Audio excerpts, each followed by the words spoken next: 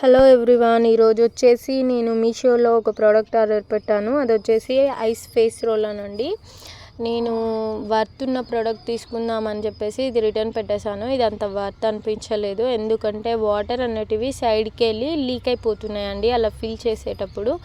అందుకే నాకు నచ్చలేదు. బట్ ఇది మాత్రం ఫేస్ పైన ఐస్ రోల్ అనేది చాలా చాలా ముఖ్యంగా ఫేస్ పైన డెడ్ స్కిన్ కానీ ఓపెన్ పోర్ట్స్ కానీ ఇవి ఉన్న వాళ్ళకి ఐస్ రోల్ పింపుల్ మార్క్స్ ఉన్న వాళ్ళకి ఐస్ రోల్ అనేది చాలా చాలా ఇంపార్టెంట్. ఎందుకంటే డైలీ చేయగా అవి అనేవి రెడ్యూస్ అవుతాయి.